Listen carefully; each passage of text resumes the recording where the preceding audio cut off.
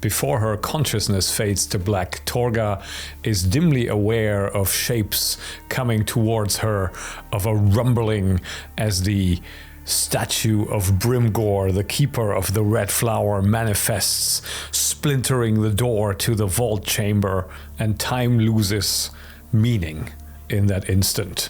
She hears the footfalls distantly of the guards rushing for her. She feels the material of the gloves brush against the strange light-absorbing surface of the statue in front of her, but her vision is already narrowing to a pinhole, and before her mind and conscious thought get transported somewhere entirely else, she can make out something rising through her, within her, and into those who come up behind her now, grabbing her, trying to disconnect her from this statue and thereby damning themselves.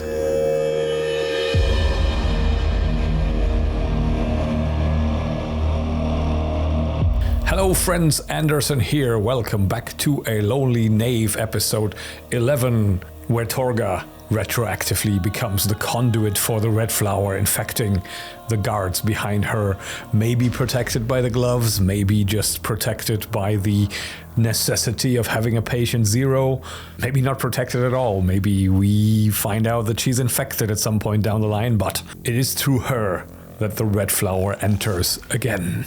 And this initial eruption spills over the household guards, trying to dislodge Torga from the statue that she's clinging onto, and thereby contracting a voluminous dose of this initial outpouring of pestilence that Brimgor brings as a means for him to siphon power and shatter this statue so he can finally manifest again. What about Arcee? Well, we'll see, I guess. We still need to get our eyes here. We can just extrapolate that this is what happened to Torga based on the presence of these shambling infected that are now coming towards Corhane and Marius, 5 of them. I have given it some thought what I want them to be, and I think I want them to be 2 separate things, which I will roll another die roll for, and that is a die 4. 2, lucky. Okay, so we have 5 in total, and 2 of them are special ones. I'll show you right quick. So for the regular infected, freshly infected, I want to do ghouls, not because they are in fact ghouls, but just as the closest statistical and combat equivalency. I would assume that this red flower kind of turns you into a mushy-brained creature that doesn't really engage with weaponized combat anymore, so they will be clawing and biting. But I've also figured that if the disease progresses a bit further, we go into Crimson Ghoul territory, of which now there are 2 of, that probably were the initial 2 guards that caught the most of the brunt of the release, the initial manifestation through Torga that came out as they tried to grab her, and thus got the most of it, and the others behind got a little bit less, and so they are shambling now towards Corhane and Marius. For Marius we have stats. Corhane I think will be another sort of extended agent where we can also roll whether he has the wherewithal now to cast a spell, and we'll randomly determine what spell he's casting in his agitation. But first we roll for initiative. Of course, if you could take the initiative to like the video, comment and subscribe, that would be great. On a roll to 4 to 6, we act first. We act first. And I think what Marius is trying to do, identifying this kind of hole with the shambling figures out of there, and the amount of them, he's trying to immediately leap into action, push them back, and narrow it down to where there's only like 2 side by side that can attack him, so they cannot be surrounded, which is more like a combat trick really, for which I think we also have rules. Right, so I think we're gonna resolve this by doing a combat stunt, not doing damage, and doing like an opposed roll kind of thing, where the ghoul has 2 or 4 hit dice, depending on whether it's a crimson one or a regular one. Is he trying to push back a crimson one, yes or no? No, okay, lucky. He has to go up against the regular one to box them in and make sure that they can't all 5 surround them. So Marius now has to roll against 13 to succeed in his part, and the ghoul can then do a save against a DC of 12 with his added hit dice as his ability score to see if he can resist the onslaught, and Marius then doesn't do damage either way if he succeeds. So first he has to hit. He does, and the ghoul fails to defend. So the opening move is that Marius, his beautiful wig flying, his tresses making him look very imposing as he dances forward and takes a few quick slashes, drives back the ghoul, who stumbles into a comrade, both of them kind of clogging up the shuffling of the ones behind them, becoming more like a throng in this hole in the wall, and thereby ensuring that Marius can now only be attacked by 2 of them, which is quite enough. Does Corhane have a spell memorized for this occasion? 20. Oh yes, apparently. He is about to unleash the fury of something. We will find out rolling 100 levelless spells percentage die. And I think since we rolled a 20, whatever he does is going to be very effective. So 52 is a mirror image spell, which then I think in this situation he doesn't actually mirror image himself, but creates mirror images of Marius, which is enough of a confusion moment, again going by the 20 that we rolled, to make sure that Marius in this round, by the 2 ghouls that can now attack him, will not get attacked because they actually grab the mirror images, thereby dispelling them again. Roll more initiative. We go first again. And I think Marius can now slash and slice and dice and hop around. So attack against the 13 to hit. That's a hit. We do die 8 damage against 2 hit dice of the ghouls. I will roll damage with the black die, and I will roll the hit dice with the other 2. And that is a quick turnaround as the first ghoul is sliced open in the neck, and the parrying dagger, as the creature recoils backwards, creating another opening, just rams into the heart. Flick of the wrist, opening the wound wide, tearing both of them out again, and dancing backwards to avoid the incoming attack from the other ghoul, who misses. And now some rearranging and shuffling happens. Is the one that's taking the place now a crimson one? Almost has to be, yeah? So we'll make this a likely roll, so we roll this with advantage. And that's a yes. So we're now facing off against a crimson one there, regular one there, crimson one behind, regular one behind, one of them down on the floor. What about Corhane? Spell? Yes, okay. What are we casting? 41 Illuminate on the crimson one? Yes. Now the intention would obviously be to blind here, so the ghoul gets a saving throw, which according to his stat block in the Monstrosities book is 13 to roll over. Close but blinded, which I think will translate into the ghoul, the crimson one, having disadvantage on the next attack, which might well be coming now because it's initiative time again, since I accidentally had Corhane act out of turn after the remaining ghoul had attacked. Now they're all lined up again, crimson one, regular one. I keep calling them ghouls, by the way, because I don't have another word for the infected, besides calling them infected. But I have a feeling ghoul keeps slipping in, so let's just say that in the olden days during the first plague, due to their mindless cannibalistic tendencies, they were referred to as plague ghouls and have at it. So they're ghouls now, but it's a misnomer. And initiative. Ghouls go first, so let's roll our crimson fella with disadvantage. That's a miss for the crimson one. I also quickly calculated Marius's armor defense, which is the default for just wearing clothes, which is 11. So I marked that as a 0 prior, but that's the bonus. What about the regular ghoul clawing out, the plague ghoul? And another whoosh. So Marius's turn to do the stabby stab. Does a good job. I think considers the One momentarily blinded and flailing around, less of a threat, so goes for the regular one. 2 hit dice versus 1 damage die. Black is the damage die. And Marius is grooving himself in rather nicely. That's another stabby stab, puncturing holes in the plague ghoul's lungs. Technically still alive, but bubbling red bubbles out of the corner of his mouth as he gargles and goes down, reduced to 0 hit points. Now, is Corhane in the market for another spell? That man is certainly in the mood. 35 haste. I think that's another cast on Marius, and we will allow, making up mechanics as we go along, 3 turns worth of Marius's dexterity bonus to be added to his armor defense. So he's now moving extremely rapidly and much harder to hit. That's probably a good thing. Initiative. We go first.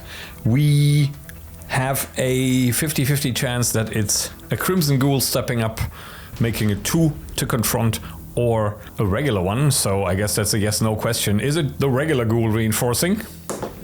No. So now the 2 more advanced, marked plague ghouls are facing off against the now rapidly moving Marius. Does this give enough of an insight, especially with the illumination now?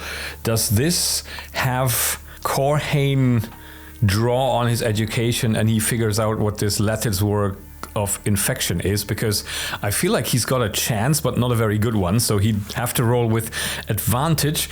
But roll what? So we first need to determine his intelligence, unless we mirror it with Marius's, I guess, but I don't think I want to do that. I'll just roll Corhane's intelligence stat, because it would also be quite hysterical if he's really untalented. Oh god, quite the... Jeez.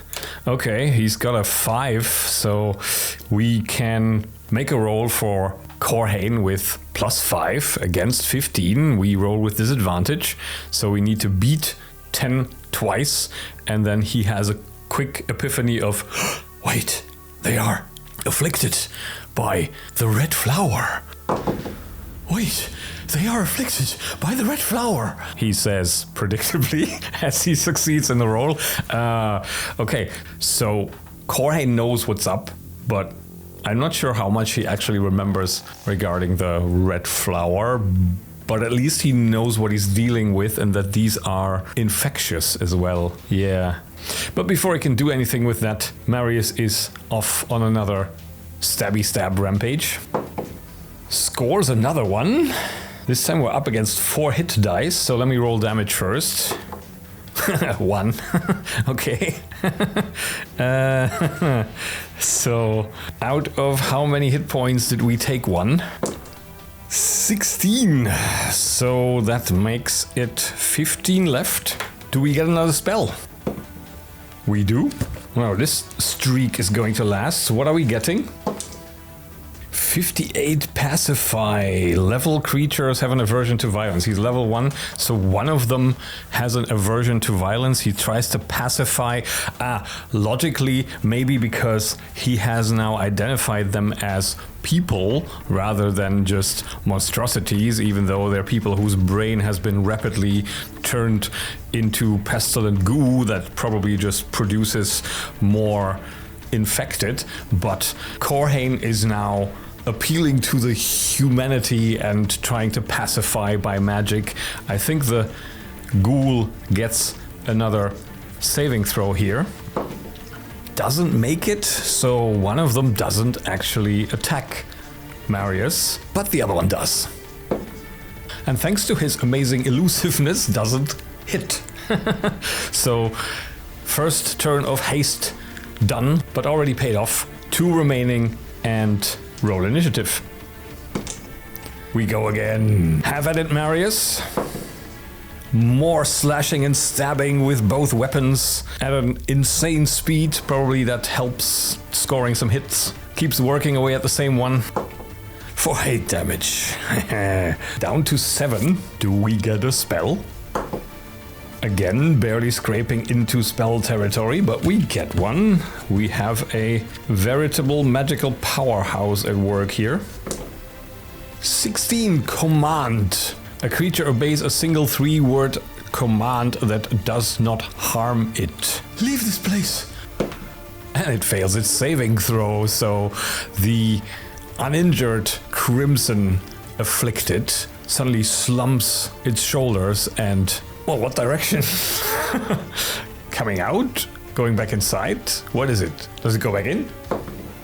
Yes, and the regular one thinks that this one knows something it doesn't, and they both shuffle off. So as Marius is still fighting with everything he has, the other remaining two just turn around and kind of wander off back into the inside of the compound, which is fair enough, I think. We're not gonna spend the entire episode fighting, I think. That's a nice turn, but we can still get royally reamed here because that other ghoul is still attacking, but Marius is still under haste. Doesn't get hit. Ghoul goes again. Last turn under haste. Gets hit. Okay. And that's a crimson ghoul as well, so... Claws or bite? Claws? Yes. 1 die 3 damage is 1 damage, putting us down to 4. That's not too bad, but now infection risk and paralysis risk, which I think is sort of the pain of the infection that just paralyzes. So we need a saving throw here, a Constitution one. Made it. Okay. We need to get rid of this thing, so let's hope we hit it. We don't. Do we get a spell?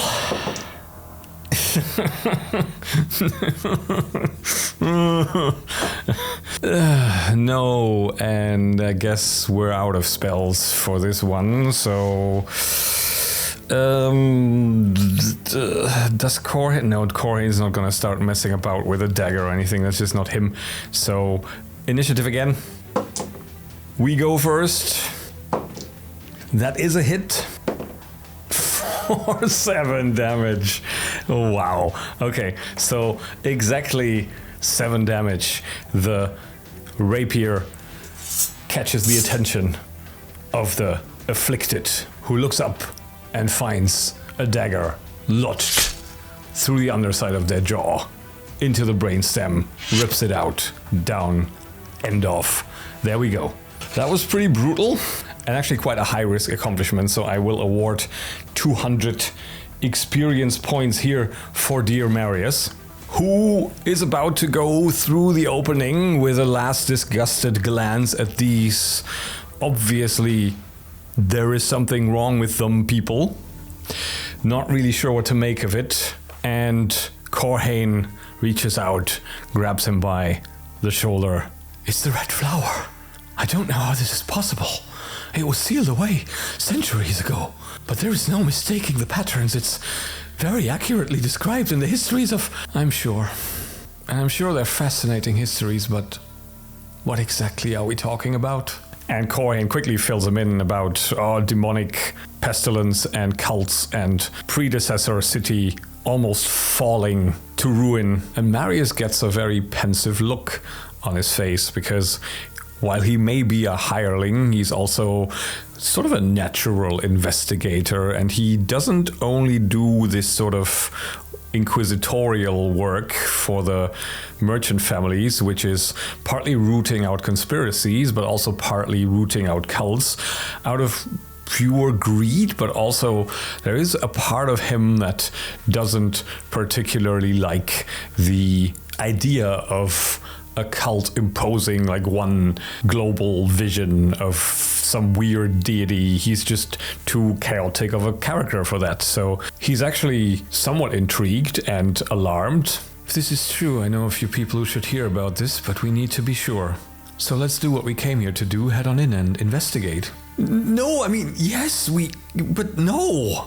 Suit yourself, says Marius and steps in.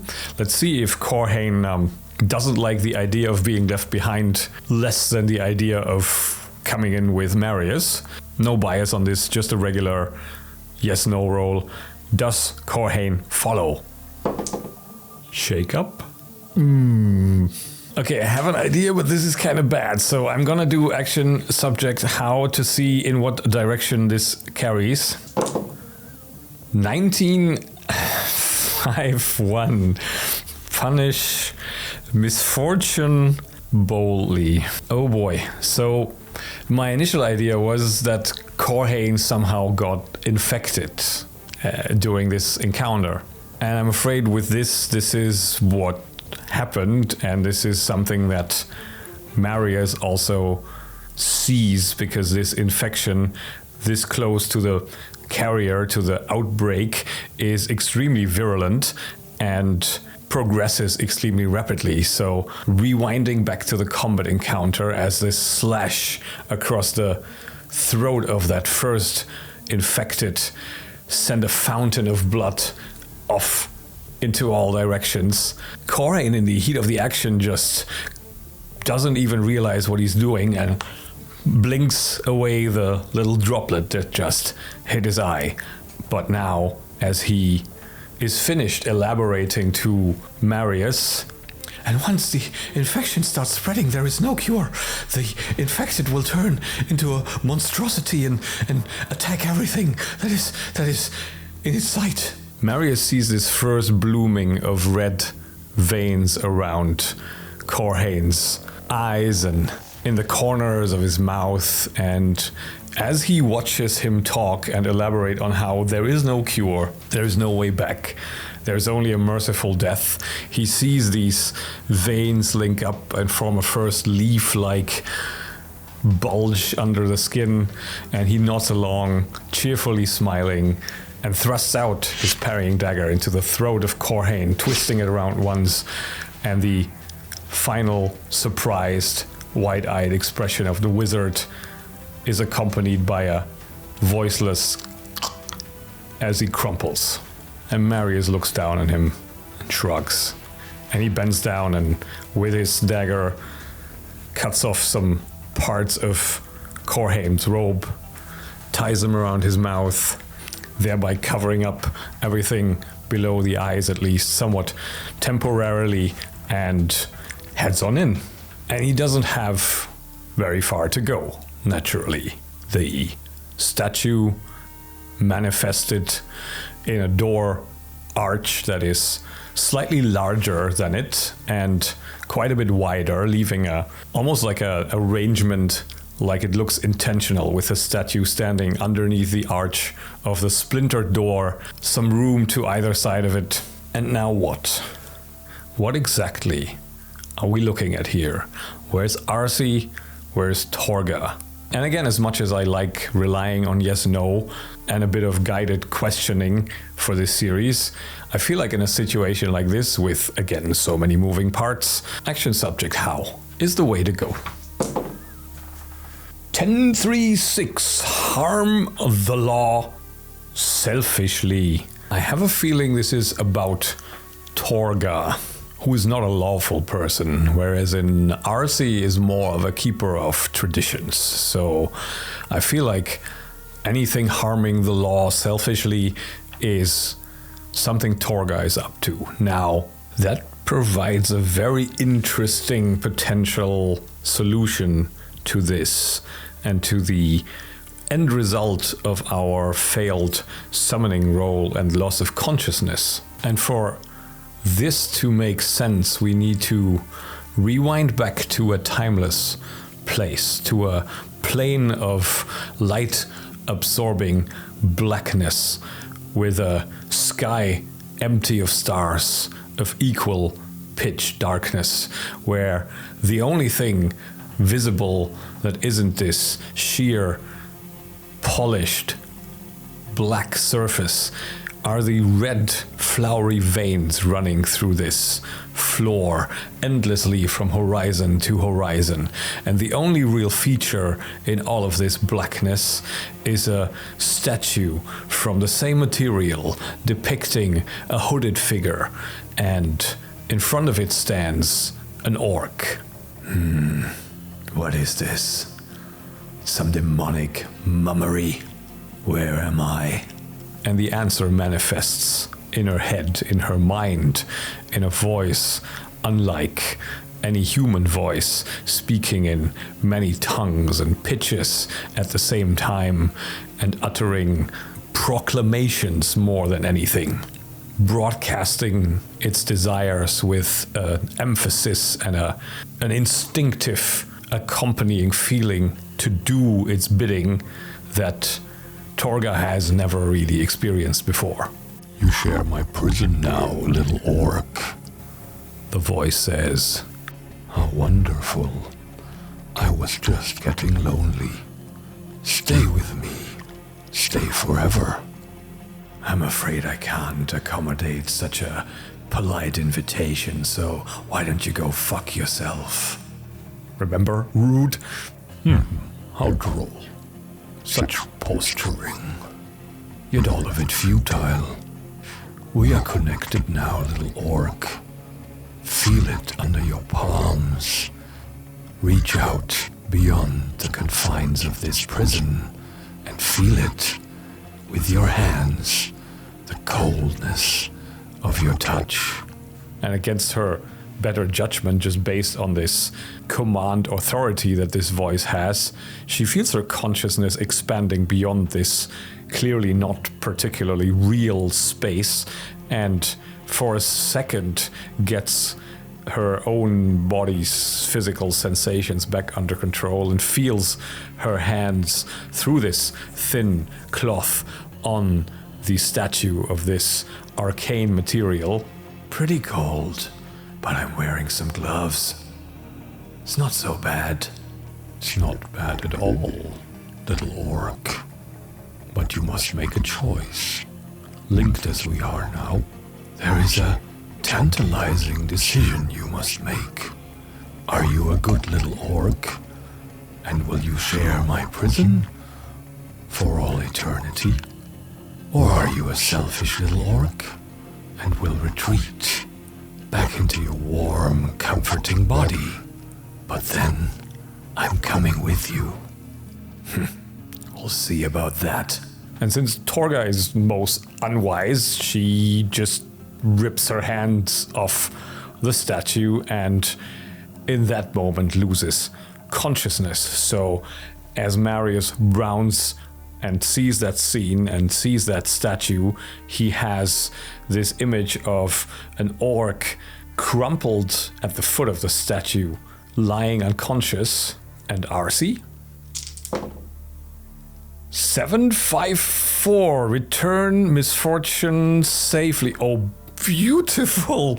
Return misfortune safely. He's got his idol back. So RC actually managed to get to the root of his misfortune and return it safely, which means he took possession of it at least. So he is now maybe also safe from the vagaries of the red flower this way by having this religious icon in his possession.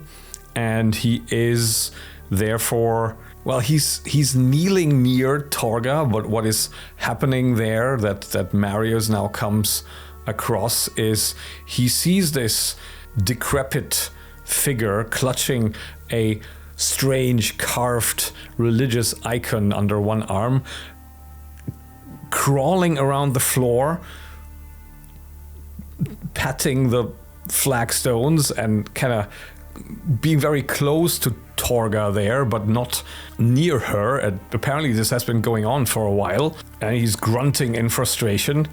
And as Marius steps closer, he can also see why the boar man has such a hard time locating whatever it is that he's trying to find, because both his eye sockets are now empty and there are just streaks of blood running down his cheeks, as he had the true sight thanks to Corhane when the demon manifested, and I think that just blew his eyeballs out. So that was something I was thinking about, how do I work with this true sight? And yeah, in case you were wondering, this sort of harmless law selfishly, Torga Torga doesn't really care about anyone making any demands or telling her about the consequences of whatever action she is about to do. She just does it because she's got one wisdom and she's a chaos alignment. So that's why she acted the way she did. And now we assume that what Brimgore told her is true.